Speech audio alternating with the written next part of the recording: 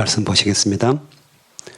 오늘 계시록 20장은 천년 왕국에 대한 이야기를 쭉 합니다. 그래서 어떤 분들은 이제 관심이 있어서 천년 왕국에 대해서 이렇게 공부를 하신 분도 있는데, 많은 이제 그리스도인들이 이 천년 왕국에 대해서 정확하게 이제 알지는 못하고요. 실제로 논란이 있죠. 그래서 주장하는 바들이 다릅니다. 그래서 보통은 요즘은 전천년설, 무천년설 이렇게 해가지고 성경적인 근거를 찾기 위해서, 학문적으로 찾기 위해서 애를 쓰는 경우들이 많이 있습니다. 그래서 나중에 조금 더 자세히 살펴보고요.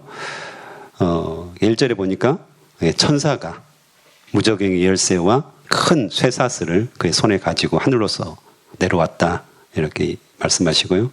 특별히 용을 잡았다고 합니다. 옅뱀, 마귀, 사탄이죠. 그래서 천년 동안 결박하였다, 이렇게 이야기를 합니다. 그래서 또 복음서에서도 보면 예수 그리스도로 말미암아서 이미 마귀가 결박됩니다. 실제로 예수 그리스도의 그 십자가 사건으로 말미암아 마귀가 잡히는 거죠. 마귀의 모든 행위들은 하나님께서 모두 완전하게 파괴하시고 승리하게 만드시는 그런 역사가 있었죠, 이미. 그래서 또 용을 잡았다, 마귀, 사탄을 잡았다, 이것도 동일한 말씀이라고 볼 수가 있습니다. 예수 그리스도의 십자가 사건으로 마귀의 권세는 이미 무너졌습니다. 하나님께서 승리하셨고요, 예수 그리스도께서 이미 승리하셨다, 이렇게 말씀하시고, 또 천년이 차도록 다시는 만국을 미혹하지 못하게 하였다라고 말씀하십니다. 사탄이 가장 잘하는 일이 뭡니까? 바로 사람들을 미혹하고 거짓말로 속이는 것입니다. 기만하는 것입니다. 사탄이 가장 잘하는 일입니다. 실제로 우리를 위협하고 그런 모든 요소들은 거짓을 통해서 역사합니다. 그래서 또한 그 후에는 반드시 잠깐 노일이라, 마지막 때, 마지막 심판 전에 다시금 활동을 하면서 믿는 사람들을 핍박할 것이다. 또 미혹하고 사람들을 속이고 하나님으로부터 멀어지게 할 것이다, 이렇게 이야기를 합니다. 잠깐 놓인다고 이야기합니다. 그래서 이 사탄은 끊임없이 역사해 왔고 또 마지막 때 그렇게 역사를 할 겁니다. 하지만 중요한 것은 뭡니까? 하나님께서 잡았다, 붙잡았다. 그러니까 용 마음대로, 사탄 마음대로 움직일 수 없다는 것입니다. 하나님께서 이미 결박하셨고 폐퇴시킨 그런 역사, 이것들, 사실들을 우리가 분명하게 알고 있어야 된다는 것입니다. 그래서 너무 사탄의 역사들을 이렇게 두려워하고 무서워하고 이래서는 안 됩니다. 그리스도인들은 담대하게 사탄아 물러갈지어다, 이미 예수 그리스도의 보혈의 피로 너는 묶였다, 우리가 이미 승리했다, 이걸 선포하고 우리는 살아야 됩니다. 그래서 어떤 사람들이 이제 귀신의 영 이런 부분 때문에 막 정신적으로 혼란해지는 사람들이 종종 있죠. 그래서 그걸 너무 두려워하는 거죠. 그걸 너무 마음속에 담아두고 귀신이, 사탄이 나를 해하면 어떡하지? 이런 두려운 마음에 이렇게 마음껏 신앙생활을 하지 못하는 경우들도 있더라고요, 보니까. 하지만 하나님께서는 이미 결박하셨고 이미 무찌르셨고 이기셨다고 성경에서 분명하게 말씀하십니다. 우리는 어떤 희미한 나의 어떤 느낌, 감정 또는 불확실한 것들을 붙잡아서는 안 됩니다. 성경에서 분명하게 딱 사실을 말씀하셨잖아요. 사탄을 결박했다, 사탄을 밟아 이겼다, 이게 사실입니다. 그 사실은 붙잡지 않고 나의 어떤 감정이라든가 나의 어떤 불완전한 정신세계들을 다 붙잡고 있으면 거기에 사탄이 스며들어옵니다. 미혹하는 거죠. 기만하는 거죠. 거짓으로 막 속이는 거죠. 두려움을 주는 거죠. 그래서 이런 부분들은 우리가 우리 신앙생활에 있어서도 굉장히 중요한 부분일 수도 있습니다. 많은 사람들이 이 진리인 말씀에 바로 서지 않습니다. 그리고 세상의 풍문, 거짓 소문, 요즘 뭐 가짜 뉴스라고 그렇게 말하는데요. 그 가짜 뉴스에 너무 이렇게 매달려 있습니다. 사람들이. 진영 논리에서 그런 거죠. 보수 쪽에서는 또 가짜 뉴스를 계속 만들어냅니다. 또 가만히 보면 진보 쪽에서도 가짜 뉴스를 엄청 만들어냅니다. 근데 사람들이 그것만 계속해서 봅니다. 크리스천들도 안타깝습니다. 그래서 미혹하는 거거든요.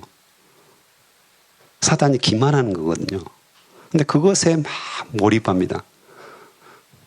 차라리 모든 것을 끊고 나는 말씀 속에서 주님의 뜻을 찾겠습니다. 이게 옳지 않을까요? 그래서 크리스천조차도 좌우 논리에 빠져가지고 서로 다투고 이런 부분들이 너무 안타깝습니다. 그건 기준이 될 수 없습니다. 오히려 사탄이 거기에 역사하고 있습니다. 거짓을 말하고 미혹하고 너는 좌야 나는 우야 뭐 이런 것들을 계속해서 진영 논리로 다 갈라가지고 근거도 없는 기준도 없는 그것에 따라가게 만드는 미혹하는 그런 세력들이 요즘 얼마나 가득한지 이 대한민국에 가득한지 깨어있는 자들이 정말 기도해야 할 때인 것 같습니다. 그래서 말씀으로 돌아가자. 말씀으로 돌아가자. 말씀이 기준이다. 말씀 속에서 하나님의 뜻을 찾자. 이게 우선이 돼야죠. 그래서 그런 유튜브들 다 끊어버리고 오히려 말씀 속에서 혹시 우리 교인들 중에서도 그런 분들이 있을까 염려가 돼요. 끊어버리세요. 가짜 뉴스, 거짓 뉴스에 우리가 휘둘리면 안 되고 정말 하나님의 뜻을 알고 싶으면 무릎을 꿇고 금식하고 하나님 말씀에 사로잡혀야 됩니다. 그거 외에는 없습니다. 유튜브 본다고 하나님의 뜻을 알 수 있는 거 아닙니다. 그거 본다고 선지자 되는 거 아닙니다. 하나님 말씀은 유튜브로 우리에게 오지 않습니다. 하나님이 이미 보여주신 거잖아요.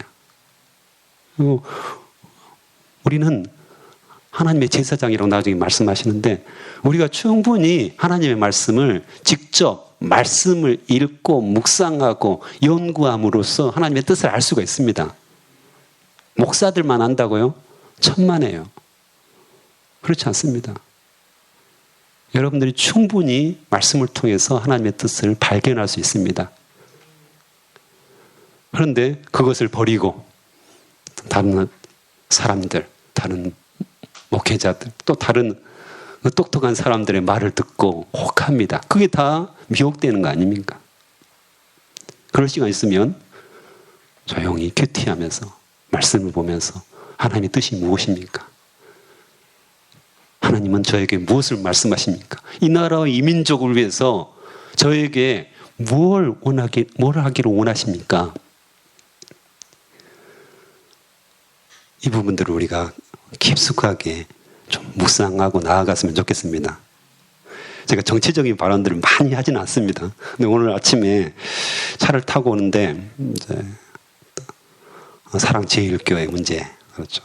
정광훈 목사의 문제, 어떤 분은 목사라고 않더라고요. 그래서 그런 부분들을 보면서 좌우로 이렇게 날라져 있잖아요. 진보, 보수 이렇게 해가지고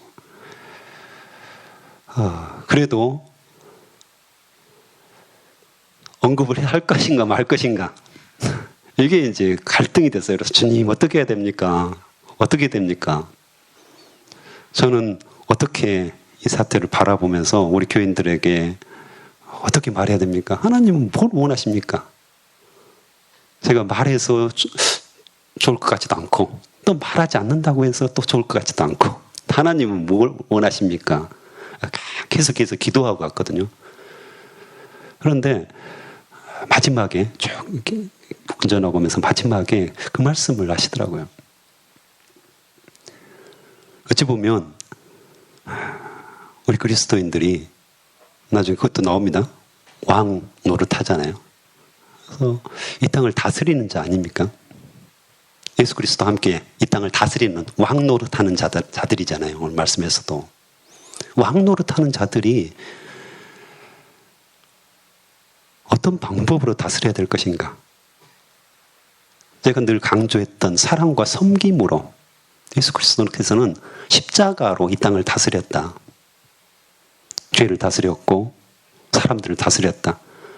그런데 결국은 사람들은 뭘로 다스리길 원합니까? 힘과 권력, 세력을 만들고 여론을 만들고. 그래서 한국교회가 마치 세상 사람들이 하는 방법으로 모여서 집회하고 여론을 만들고 대규모 집회들을 통해서 힘으로 자기들의 생각들, 물론 자기들은 선지자라고 말합니다. 근데 그건 옳지 않은 것 같다. 정말 하나님의 뜻을 발견한 사람들, 이 땅이 공산화될 것 같고 그것들을 하나님의 말씀으로 받았다면 오히려 눈물을 흘리며 기도하며 자신을 돌아보고 이 한국교회는 혹시 눈에 들보가 없는가 살펴보고 그것들을 제거하고 회개하고 회개운동들을 일으키고 한국 사회에 있는 티들을 빼내는 것이 그걸 지적하고 이게 옳은 방법이 아닐까라는 생각들을 주시더라고요. 그래서 그렇군요. 우리가 정말 이 시대에 우리가 필요한 것은 회개운동이군요. 한국교회가 회개하고 무릎 꿇고 주님 어찌할꼬 어찌할꼬 이게 바로 왕 노릇하는 것이 아닌가. 왕이라고 해서 막 거듭먹거리면서 앞에 나가서 뭔가를 나를 따라오라.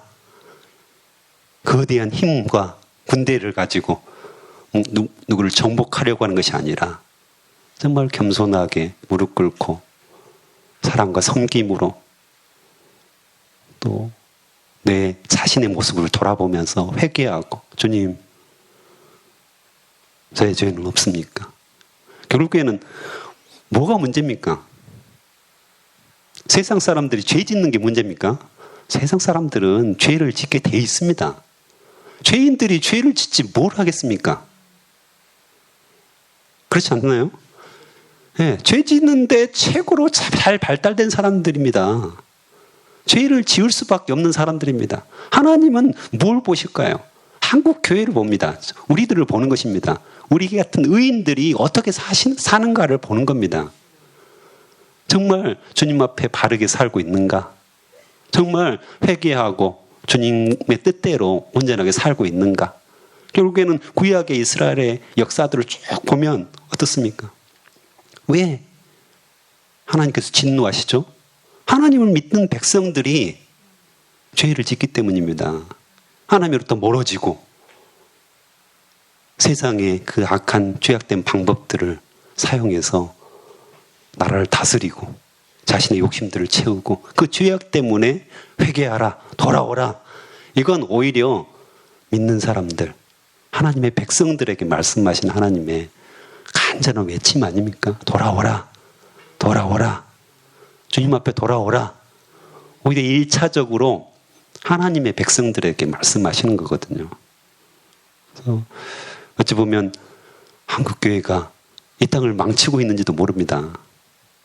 나 자신의 죄가, 우리의 죄가 이 나라 이 민족을 이렇게 만들고 있다고 저는 스스로 생각하거든요. 그래서 할 수만 있다면 무릎을 꿇고 주님 용서하여 주시옵소서. 저의 죄가, 저의 죄, 저의 욕심이, 저의 완악함이, 저의 그 강팍함이 이 땅을 어지럽히고 있습니다. 이게 바로 왕 노릇하는, 그리스도와 더불어 왕 노릇하는 자들의 태도가 아닐까 생각이 되어집니다. 그 이야기를 이제 쭉 하는 거거든요. 그래서 4절에 보면 예수를 증언함과 하나님의 말씀 때문에 못배임을 당한 자들의 영혼들, 순교자들이잖아요. 복음을 전하다가 순교한 자들. 또한 짐승과 그의 우상에 경배하지 아니하고 그들의 이마와 손에 그의 표를 받지 아니하는 자들. 그 당시에 이제 지금도 그렇지만 경제적인 불이익이 있었습니다. 예수님을 믿으면 사회에서 왕따 당하는 거잖아요. 그래서 경제적인 불이익, 경제 활동을 못하게 만드는 것입니다.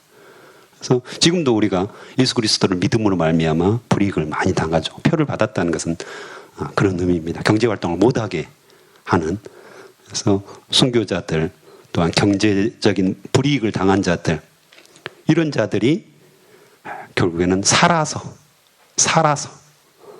영원한 생명이잖아요. 요한복음 11장 25절 26절에 보면 예수께서 이르시되 나는 부활이요 생명이니 나를 믿는 자는 죽어도 살겠고 무릇 살아서 나를 믿는 자는 영원히 죽지 아니하리니 이것을 내가 믿느냐 말씀하십니다. 살아서 영원히 산다는 것입니다. 결국에는 순교자들, 또한 예수님 믿고 경제적인 불이익을 당하는 자들, 죽은 자처럼 여겨지지만, 세상에서 죽은 자처럼 여겨지지만 살아서, 그렇죠? 우리는 생명을 가지고 있는 거죠. 예수 그리스도가 내 안에 살아계심으로 우리는 생명을 온전하게 가지고 있는 자들입니다. 그래서 영원히 주님과 함께 더불어서 왕노릇하리다, 이렇게 말씀하십니다. 조금 전에 방법은 분명하게 이야기했죠. 왕으로서 어떻게 살아야 될 것인가. 우리가 생각하는 그런 지배하고 다스리고 또 권세를 부리고 힘으로 누르고, 이 왕노릇이 아니라고 성경은 분명하게 말씀하십니다. 오히려 나를 죽이고 십자가에 못 박고 겸손하게 사랑과 섬김으로 왕노릇해야 된다고 성경은 계속해서 강조를 하고 있습니다. 이것이 첫째 부활이라고 말합니다. 그래서 이제 이 천년왕국설이 조금 복잡하긴 합니다만 간단하게 설명을 해주고 싶습니다. 천년 동안 다스린다, 또 첫째 부활이다, 둘째 사망이다, 복잡한 일들이 많이 생깁니다. 그런데 이제 보통 세 가지 설이 있다고 합니다. 후천년설, 전천년설, 무천년설. 후천년설 같은 경우는 나중에 천년왕국이 있습니다. 예수님의 재림 때 천년왕국, 천년, 이렇게 문자적으로 천년이 있고요. 그 다음에 예수님이 나중에 천년왕국 후에 재림을 하십니다. 그래서 후천년설이라고 이야기합니다. 이것 같은 경우는 좀 문제가 있는데, 자유주의 후천년설 같은 경우는 이 말씀을 따라서 사람들이 제자가 돼가지고 계속해서 사이가 좋아진다고 말합니다. 점점 좋아져서 지상낙원이 이루어진다고 합니다. 그래서 점점 사람들이 개발되고 좋아지고 말씀 따라서 막 순종해가지고 모든 사람이 예수님을 믿고 지상낙원, 지상천국이 생긴다, 이렇게 말을 하죠. 그래서 후천년설 같은 경우는 거의 지금 요즘은 받아들이지 않습니다. 말이 안 되는 말씀이죠. 그렇죠? 오히려 사람들의 죄가 더 강해지고 있거든요. 죄가 더 심해지고 있는 거고. 그래서 그다음에 전천년설, 이 전천년설이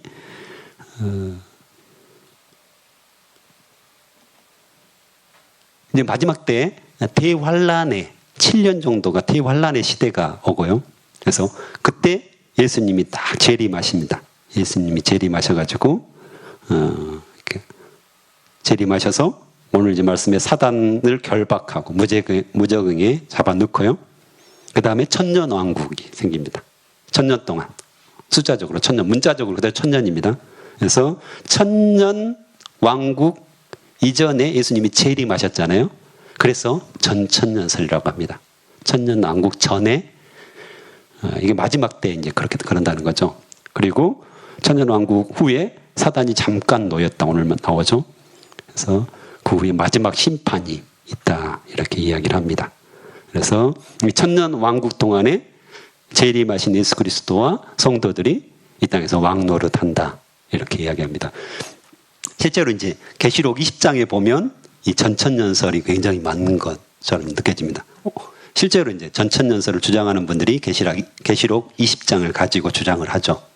근데 또 다른 성경들을 보면, 예수님의 말씀이라든가 다른 성경들을 보면 조금 천년에 대한 언급을 전혀 안 하시거든요. 예수님도 천년의 어떤 기간들을 전혀 언급하지 않으시고 오셔서 심판하신다, 이렇게 마지막 때 그거에 대해서 말씀하시거든요. 실제로 마태복음 24장, 또 마가복음 13장, 누가복음 21장에 이 단순한 종말, 그냥 예수님이 오셔서 세상이 이렇게 사라지고 새하늘과 새 땅이 생긴다 이렇게 말씀을 하시거든요. 그게 이제 무천년설이라고 합니다. 무천년설은 천년이 없다 이렇게 이야기합니다.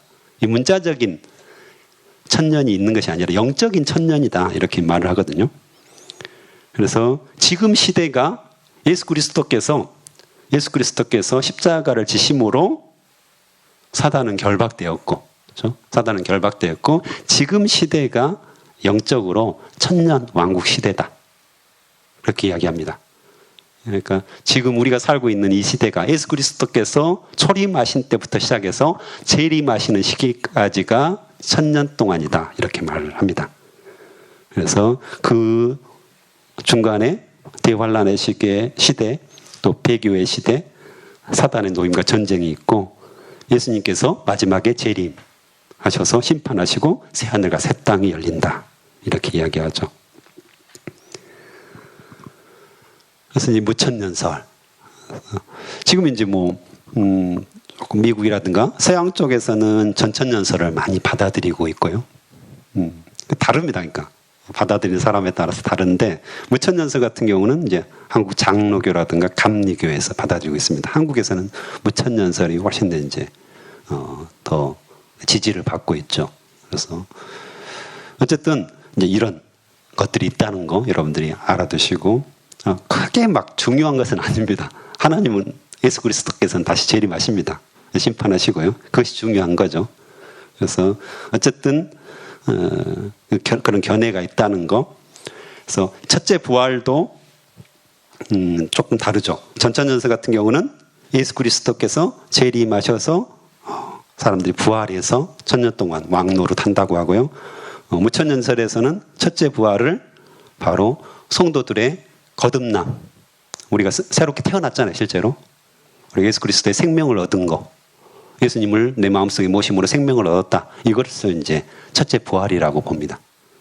그래서 또 둘째 사망 같은 경우도 둘째 사망이 그들을 다스리는 권세가 없다고 하잖아요. 그래서 모든 사람들이 하나님의 심판을 받아 영생과 영벌, 그렇죠?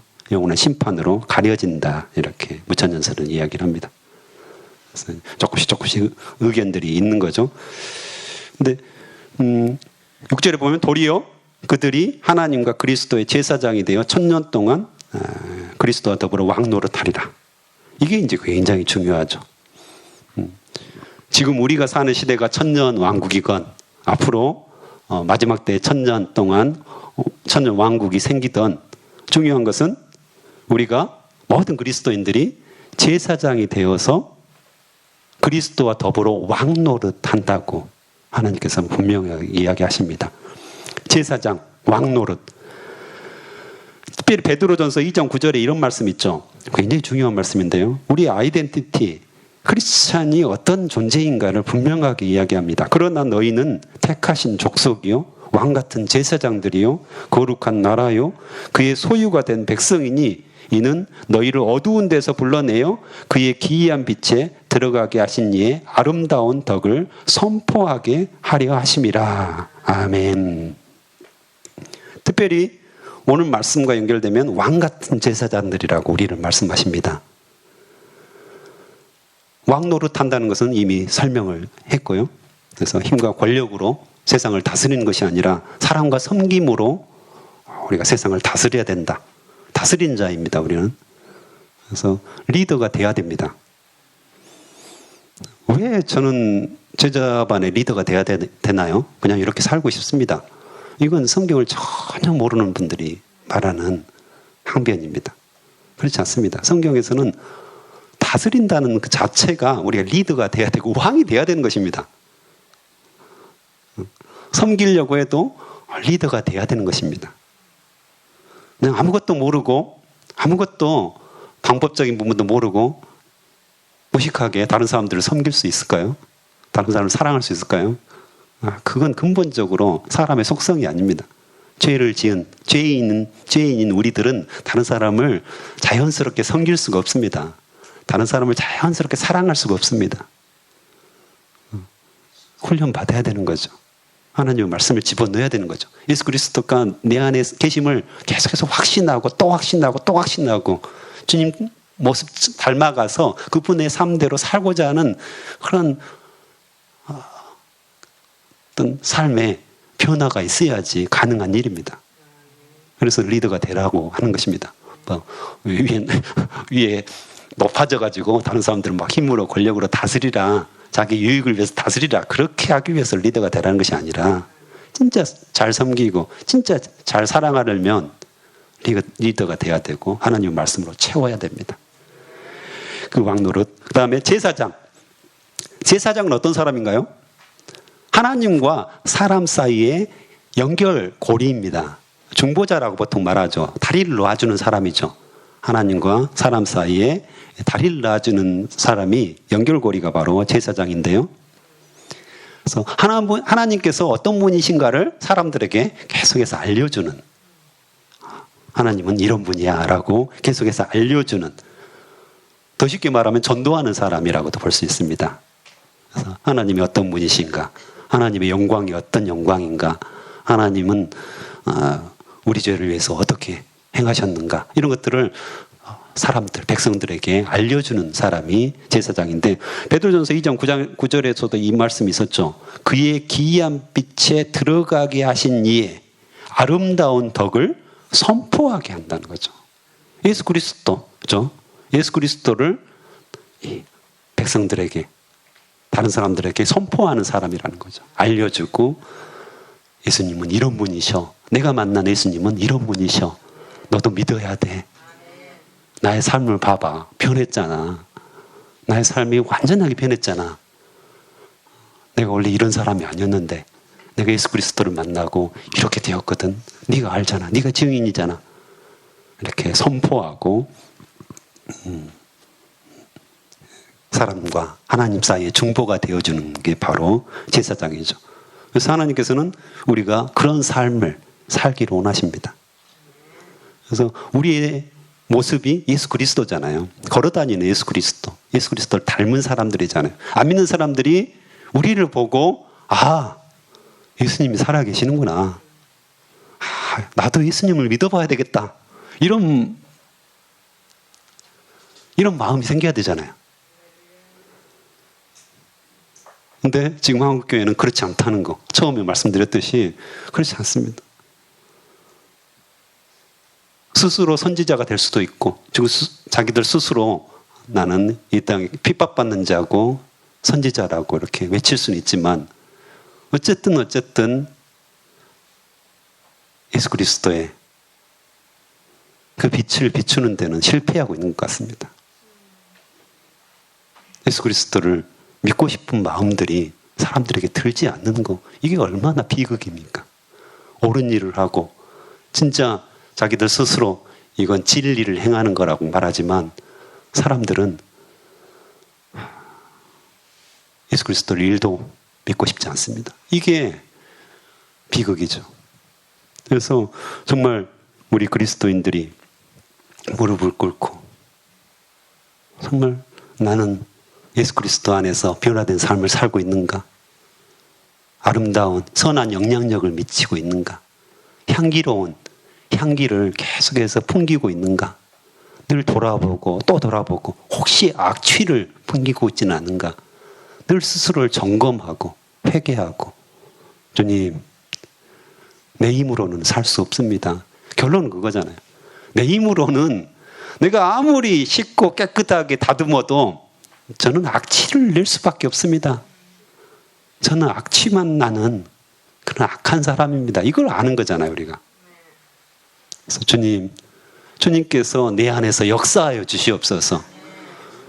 주님께서 내 안에 그리스도인의 향기로 주님께서 계시니 주님께서 역사하여 주시옵소서. 주님의 빛을 발할 수 있도록 저를 정결하게 하옵소서. 제가 다 맡고 있습니다, 지금. 주님이 내 안에 보배인데 그릇이 더러워가지고 사람들이 접근을 하지 않습니다. 그릇이 너무 더럽고 너무 악취가 나서 내 안에 계신 이 살아계신 예수 그리스도의 보배를 발견하지 못하고 있습니다. 주님께서 정결하게 해주시옵소서. 깨끗하게 해주시옵소서. 그러면 제가 왕같은 제사장으로 살 수 있겠나이다. 이런 고백들이 우리 안에 터져 나와야 되겠습니다. 그래서 오늘 또 예수 그리스도께서 하실 것입니다. 우리 각자의 삶을 통해서 빛을 발하실 것입니다. 예수님은 빛이시기 때문에 빛을 발하시고 향기이시기 때문에 향기를 발하실 것입니다. 그 보배이시기 때문에 그 아름다움을 내 주변의 수많은 사람들에게 전달할 것입니다. 단 전제가 하나 있죠. 우리가 깨끗하게 되어야 됩니다. 그래서 사람들이 우리를 접근할 수 있는 거죠. 그래서 오늘 또 왕 같은 제사장으로 우리가 살기를 축복합니다. 네, 함께 기도하시겠습니다. 하나님 아버지, 오늘 또 말씀하여 주셔서 감사합니다. 천년왕국, 여러 가지 설들이 있어서 설왕설래하지만 우리는 왕 같은 제사장으로 이 천년 동안 다스리고 또 하나님의 뜻에 따라 살아가야 되는 것들을 알게 해주셔서 감사합니다. 우리가 어떻게 살아야 할지, 어떤 모습으로 주님 앞에 무릎 꿇어야 할지 말씀하여 주셔서 감사합니다. 특별하게 우리 그리스도인들 한 사람 한 사람이 정결하게 되기를 원합니다. 날마다 우리 안에 있는 죄악들 주님 앞에 회개하고, 주여 긍휼히 여겨주시옵소서, 불쌍히 여겨주시옵소서, 나는 할 수 없으나 주께서 역사하여 주시옵소서, 내 안에 살아계신 주님께서 역사하여 주시옵소서, 이런 고백들이 터져 나오게 하시고, 이 나라 이 민족을 보면서도 주여 긍휼히 여겨주시옵소서, 불쌍히 여겨주시옵소서, 하나님의 그 말씀이 이 땅에 온전하게 가득하게 설 수 있도록 역사하여 주시옵소서. 우리의 눈물이 되게 하시고 우리의 무릎이 되게 하시고, 하나님 날마다 겸손하게 사랑과 섬김으로 이 일들을 담당하게 도와주시옵소서. 크게 외치는 자들은 아니지만 무릎으로 주님 앞에 나아가는 이들의 기도를 주여 들어주시옵소서. 이 땅을 고쳐주시옵소서. 한국교회가 회개운동이 일어나서 어찌할고 가슴을 치고 회개하며 주님의 뜻대로 살고자 하는, 주님의 말씀을 따라 온전하게 정결케 되는 아름다운 역사가 일어나게 도와주시옵소서. 오늘 또 귀한 헌금을 통하여서 하나님께 자신들의 소망을 드리는 자들이 있습니다. 주님 기억하여 주시옵소서, 응답하여 주시옵소서, 속히 응답하여 주시옵소서, 주님의 때에 응답하여 주시옵소서. 또한 이 헌금이 쓰이는 곳곳마다 하나님의 나라가 확장되게 하시고, 하나님을 믿지 않는 자들이 주님께 돌아오는 역사가 일어나게 도와주시옵소서. 감사합니다. 예수님의 이름으로 기도합니다. 아멘.